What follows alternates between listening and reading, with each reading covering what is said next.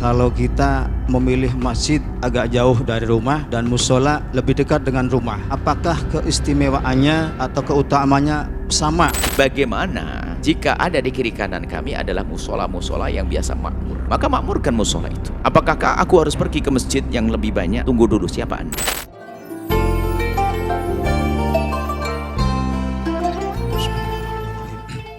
Assalamualaikum warahmatullahi wabarakatuh. Waalaikumsalam warahmatullahi wabarakatuh. Allahumma salli ala Sayyidina Muhammad wa ala ali Sayyidina Muhammad. Mohon izin bertanya Buya, kaitannya dengan asyab mu'allaqun bil masajid. Di dalam kitab-kitab disebutkan keadaan-keadaan yang banyak keistimewaannya adalah masjid-masjid dan masjid. Jarang sekali yang disebutkan musola. Sementara yang di rumah kita, dekat kita adalah musola. Dan masjid mungkin satu kampung ada 1-2. Ini bagaimanakah Buya solusinya kalau kita memilih masjid agak jauh dari rumah dan musola lebih dekat dengan rumah? Apakah keistimewaannya atau keutamanya sama antara masjid yang jauh dengan rumah kita dengan musola yang dekat dengan rumah kita? Sebab kalau di masjid ada sholat tahiyatul masjid, dan kalau di musola saya belum pernah dengar ada sholat tahiyatul musola Buya. Ini mohon pencerahannya, mohon maaf sebelumnya, terima kasih. Wassalamualaikum warahmatullahi wabarakatuh. Waalaikumsalam warahmatullahi wabarakatuh. Makanya tadi kami isyaratkan tentang esensi atau makna yang dibidik yang perlu dihadirkan di dalam hadis tersebut. Dan harus kita perluas makna itu. Memang masjid adalah simbol sekaligus hakikat bentuk masjid. Sesuatu yang diwakafkan untuk masjid, dibangun untuk masjid, niat masjid. Di balik itu semua ada hukum yang banyak tentang iktikaf di dalamnya dan seterusnya, kehormatan masjid bagi wanita, haid dan seterusnya. Ada di situ semuanya tentang hukum masjid. Akan tetapi di saat kita bicara tentang yang ditanyakan bagaimana dengan adanya musola. Pertama kami sampaikan tentang musola ya. Musola di dalam pembahasan kitab fikih, di dalam kitab sangat beda dengan musola yang ada di negeri-negeri kita ini. Kalau Anda membaca kitab fikih tentang musola, apalagi sholat hari raya, di dalam jumhur ulama kan mengatakan dianjurkan sholat hari raya Idul Fitri, Idul Adha itu di masjid madhab Syafi'i. Kemudian madhab Imam Ahmad di musola. Nah ini jangan dibawa kepada istilah negeri kita.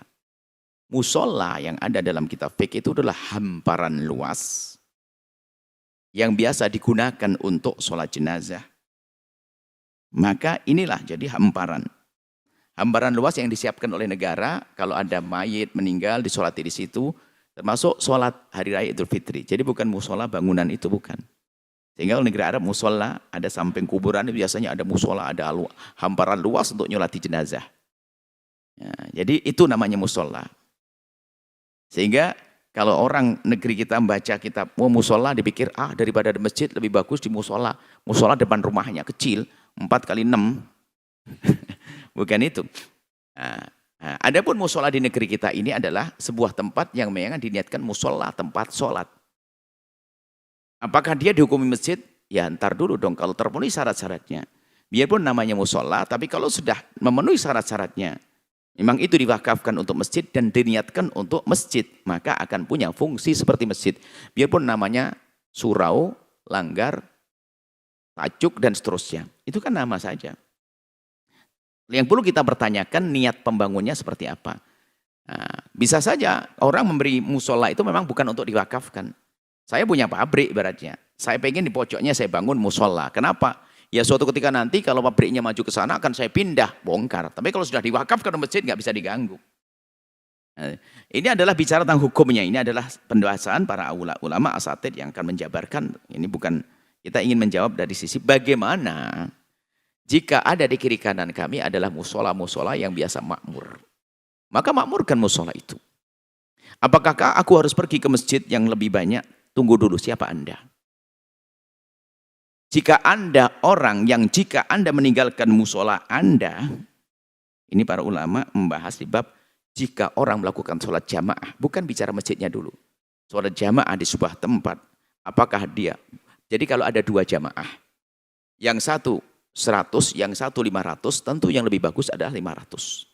Semakin banyak, semakin bagus. Kan begitu gambarannya, sederhananya seperti itu. Cuman setelah itu ada pertanyaan. Apakah saya lebih bagus ke tempat masjid yang lebih banyak tadi jamaahnya atau tetap saya di sini? Yang sedikit jamaahnya. Ulama mengatakan, siapa dulu ente?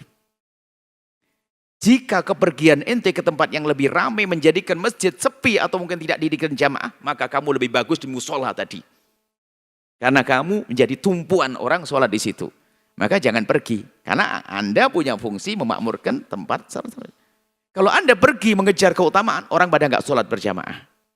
Nah, berarti Anda tetap berada di tempat tersebut jauh lebih bagus. Nah, ini pertanyaan, Anda ini siapa? Kalau Anda orang nggak pernah dianggap di situ biasa, datang pergi Anda sudah nggak ada artinya, sudah. Anda pilih yang terbagus, suka-suka.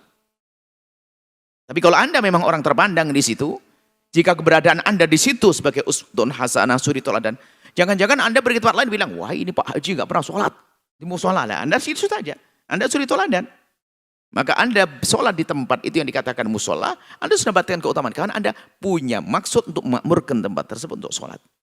Jadi seperti itu, biarpun itu musola-musola kecil di samping Anda, jika Anda punya fungsi untuk memakmurkan orang agar bisa datang ke tempat tersebut, Anda di situ, nggak usah pergi ke tempat yang menurut ulama adalah itu lebih gede pahalanya. Ternyata menjadi berubah, yang lebih gede pahalanya justru di tempat Anda tersebut, karena Anda orang terpandang. Kalau Anda tidak, mungkin bingung imamnya siapa. Atau imamnya nggak karu-karuan. Atau imamnya menjadi orang pada karena imamnya sudah masyhur kemarin dipukulin karena apa? Mabuk misalnya. Wah, imamnya ini lagi nggak enak. Gara-gara Anda pergi ke tempat lain. Biarpun imam bekas pemabuk juga boleh. Yang nggak boleh kayak imam mabuk. Jadi tinggal fungsi Anda seperti apa itu dibahas dalam sholat berjamaah. Maka masalah keutamaan akan mendapatkannya karena Anda punya maksud untuk mengajak orang agar sujud kepada Allah dan sebagainya. Dan kemudian itu baik, ini keutamaan. Jadi biarpun Anda seperti halnya sholat di tempat yang tidak disebut masjid, tapi sebenarnya Anda ingin rindu membawa orang ke tempat tersebut, namanya musola, itu sudah mendapatkan keutamaan. Nah, kemudian kalau bicara tentang masjid, ingat semua masjid adalah sama. Nggak usah Anda menyibukkan harus pergi ke masjid, itu lebih bagus ya masjid, enggak. Selagi semua masjid adalah sama, kecuali 3 masjid. Masjidil Haram, Masjid Nabawi, Masjid Aqsa. Sehingga Masjid Istiqlal dengan Masjid Umar yang ada di sini adalah sama. Nah, masjid itu semua masjid sama. Jadi tidak perlu Anda mengkhususkan perjalanan untuk menuju masjid hanya karena menganggap itu masjid lebih bagus, apa lebih utama, enggak ada. Semua masjid adalah sama. Sehingga la tusyaddur rihalu, hadis yang disebutkan dalam hadis Nabi adalah urusan pergi ke masjid. Jadi kalau Anda nadar, saya nadar kalau seandainya anakku lulus sekolah, aku akan sholat 4 rakaat di Masjid Istiqlal. Sudah terlanjur nadar, anaknya lulus beneran, anaknya bener, maka nggak usah pergi Istiqlal, Masjid Umar boleh, cukup. Karena semua masjid sama. Kecuali Anda nadar, saya akan sholat di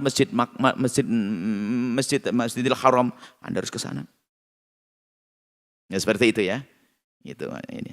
Seperti jadi mohonlah kalau Anda merasa orang yang dipandang hadirnya Anda itu penting. Sehingga kami selalu ingatkan orang-orang kelas dipandang itu, kalau Anda sholat di masjid saja, ini bukan bicara masalah ikhlas, itu urusan pribadi Anda dengan Allah. Tapi fungsi suri toladan,